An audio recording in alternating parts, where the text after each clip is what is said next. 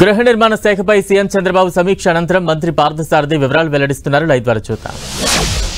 2.5 లక్షల రూపాయలు unit cost గా తీసుకుని 1.5 లక్షల రూపాయలు కేంద్ర ప్రభుత్వం ఇస్తే 1 లక్ష రూపాయలు అదనంగా మరి తెలుగుదేశం ప్రభుత్వం రాష్ట్ర నిధుల నుంచి ఇచ్చిన విషయాన్ని మీకు జ్ఞాపకం చేస్తా ఉన్నాను. మరి 2019 నుంచి 2024 వరకు కూడా పేదల ప్రభుత్వాన్ని చెప్పుకున్న వైఎస్ఆర్ కాంగ్రెస్ పార్టీ ప్రభుత్వం 2,50,000 నుంచి 1,80,000 తగ్గించి 70,000 రూపాయలు ఆర్థిక లాభాన్ని ఈ పేదవాళ్ళకి అందకుండా చేసిందని చెప్పేసి కూడా ఈ సందర్భంగా నేను తెలియజేస్తా ఉన్నాను. అంతేకాకుండా మరి మా ఎస్సీ మా బీసీ అని చెప్పి ఆనాటి ముఖ్యమంత్రి ఈ గృహ నిర్మాణ పథకంలో ఎస్సీలకి ఎస్టీలకి ఎటువంటి అదనపు లబ్ధి లేకోకుండా గృహ నిర్మాణ పథకాన్ని తీసుకున్న విషయాన్ని కూడా మీ దృష్టికి తీసుకొస్తా ఉన్నాను.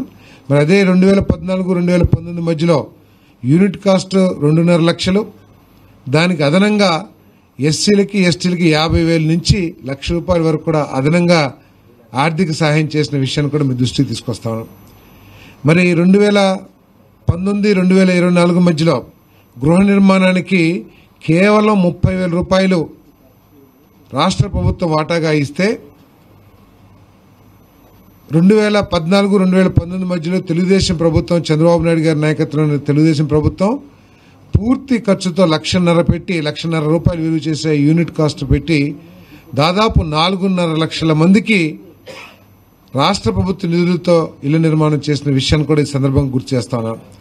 గృహ నిర్మాణ పథకం తీసుకుంటే 2019-2024 మధ్యలో వైఎస్ఆర్ కాంగ్రెస్ పార్టీ ఈ రాష్ట్రంలోని పేదవాళ్ళందరికీ కూడా తీవ్ర నష్టం చేసిందని చెప్పేసి మనం చేస్తూ మరి ఈ 5 సంవత్సరాల్లో అర్హత ఉన్న ప్రతి పేదవాడికి కూడా ఇల్లు అందించే లక్ష్యంతో గృహ నిర్మాణ శాఖ పనిచేస్తుందని చెప్పేసి మనం చేస్తూ ఏదైతే ఇప్పుడు కొన్ని లేఅవుట్స్లో వైఎస్ఆర్ కాంగ్రెస్ పార్టీ ఇచ్చిన లేఅవుట్స్లో చాలా చోట్ల ఇళ్ల స్థలాలు అందించలేదు, అంటే పట్టాలు ఇవ్వలేదు, లేదా లబ్ధిదారులకి స్థలాలు అందచేయలేదు.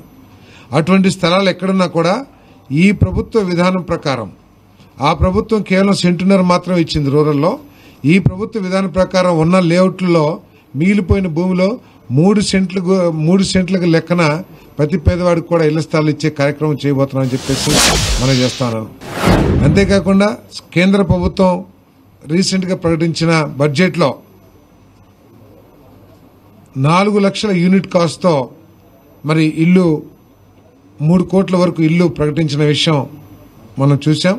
మరి దాంట్లో ఎక్కువగా లబ్ధి పొందే విధంగా రాష్ట్ర వ్యాప్తంగా సర్వే చేసి అర్హత ఉన్న పేదవాళ్ళందరి లిస్టు తయారు చేసుకుని మరి అది 10 లక్షలు కానివ్వండి 12 లక్షలు కానివ్వండి ఆ పథకంలో కొత్తగా అంటే కేంద్ర ప్రభుత్వ పథకం మార్చి 2025 నుంచి వస్తుంది.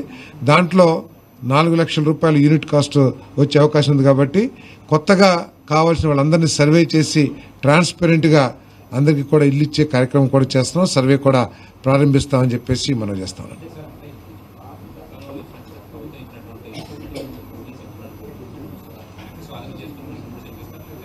లేదు అంటే పోయిన ప్రభుత్వం కొన్ని ప్రాంతాల్లో లేఅవుట్లు చేసింది, కానీ లబ్ధిదారులు గుర్తించడం కానీ లబ్ధిదారులకి పట్టాలు ఇవ్వటం కానీ చేయక ఆ విధంగా ల్యాండ్ మిగిలిపోయింది. అటువంటి చోట్ల ఆ భూమిని ఏదో ఒక రూపంలో మన లబ్ధిదారుకి ఇవ్వాల్సిందే. అది ఇళ్ల స్థలాల కోసం ల్యాండ్ ఎక్విజిషన్ చేశాం కాబట్టి. సో అటువంటి చోట్ల ఆ ప్రభుత్వం నిర్ణయించే విధంగా 1.5 సెంటు కాకుండా 3 సెంట్లుగా లేఅవుట్ వేసి 3 సెంట్లు అందిస్తామని చెప్పేసి మనం చేస్తాం. రూరల్లో ల్యాండ్ అవైలబిలిటీ ఉన్న చోట రాబోయే రోజుల్లో మళ్ళీ కొత్తగా కూడా ల్యాండ్ ఎక్వైర్ చేసి అవసరం ఉంటే తప్పకుండా ఇస్తాం. అది కూడా కొత్తగా లబ్ధిదారులు ఇప్పుడు స్థలాలు లబ్ధిదారులు లేకో లేకపోతే ఏ కారణంతోనో గత ప్రభుత్వం ఇవ్వకోకుండా కొన్ని చోట్ల ఇళ్ల స్థలాలు మిగిలిపోయినాయి. ఉదాహరణకి నా కాన్స్టిట్యున్సీలోనూ మన చాట్రాయ్ మండలం నిన్న రివ్యూ చేస్తా ఉంటే కొన్ని ప్లాట్లు మిగిలిపోయినాయి, లబ్ధిదారులు ఎవరు లేరు.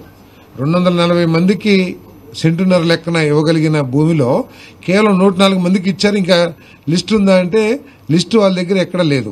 కానీ అవసరం ఉన్న వాళ్ళు ఇళ్ల స్థలాలు కావాల్సిన వాళ్ళు మాత్రం ఉన్నారు ఆ గ్రామాల్లో. సో అటువంటి ప్రాంతాల్లో ఏంటంటే 3 సెంట్ల లెక్కన ఇస్తాం. అన్ని చోట్ల కూడా ఎక్కడెక్కడైతే భూములు ఉన్నాయో అవన్నీ కూడా ఇస్తాం. తర్వాత ఇన్ఫ్రాస్ట్రక్చర్ కూడా కేంద్ర ప్రభుత్వ పథకాలని ఆసరా చేసుకుని రోడ్లు కానివ్వండి, డ్రింకింగ్ వాటర్ కానివ్వండి, మన ఎలక్ట్రిసిటీ కానివ్వండి, వాటన్నిటికి కూడా ఇమీడియట్ గా కార్యక్రమాలు ఫేస్డ్ మేనర్ లో 3 years లో పూర్తి చేస్తాం.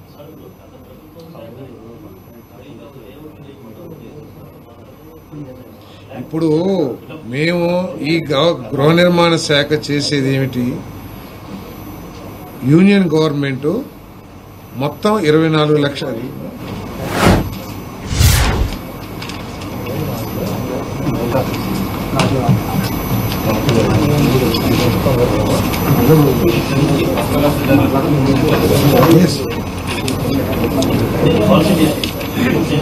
పాలసీ డెసిషన్ ఎలక్షన్ లో చేసాం.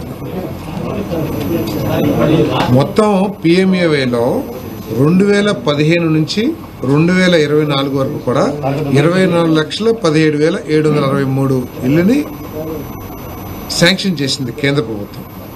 2014-2019 మధ్యలో